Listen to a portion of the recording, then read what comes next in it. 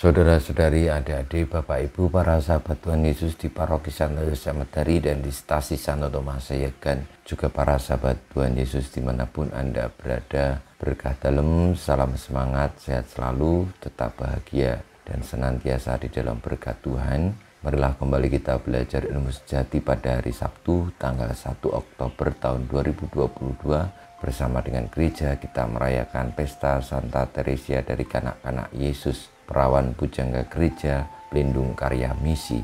Marilah kita mengawali belajar ilmu sejati kita dengan berdoa. Dalam nama Bapa, Putra, dan Roh Kudus. Amin. Allah Bapa kami, Engkau membuka kerajaan-Mu bagi orang kecil dan rendah hati.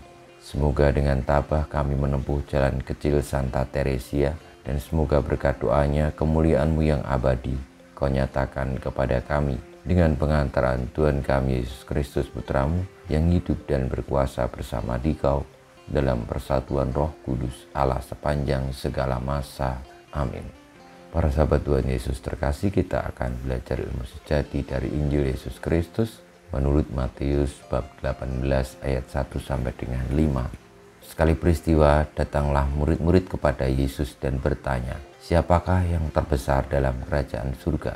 Maka Yesus memanggil seorang anak kecil dan menempatkannya di tengah-tengah mereka, lalu berkata, "Aku berkata kepadamu, sungguh jika kamu tidak bertobat dan menjadi seperti anak kecil ini, kamu tidak akan masuk ke dalam kerajaan surga.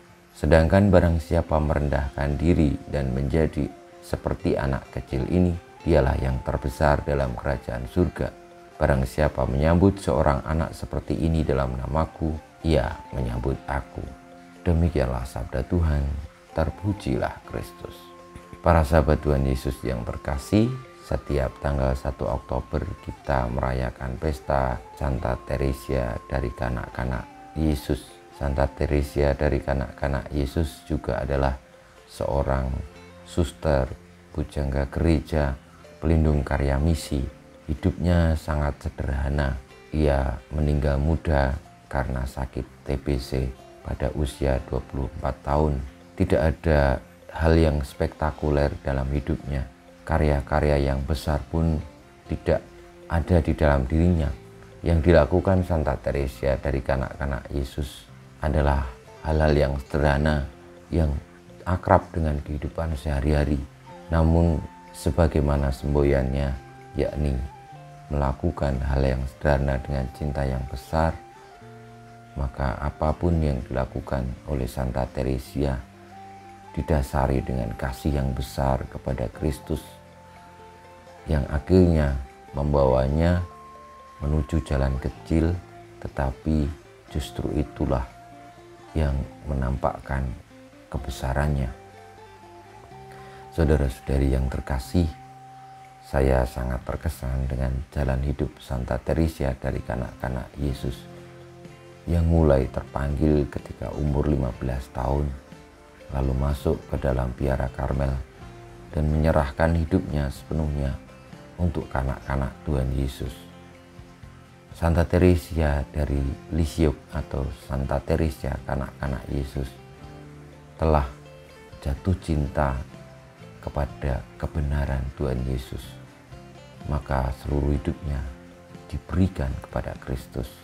Marilah kita meneladan jalan kecil Santa Teresia melalui hidup kita sehari-hari yang sederhana, tetapi mengarahkan diri kepada Kristus, menyerahkan seluruh karya-karya pelayanan kita demi mencintai, mengasihi, taat kepada Kristus.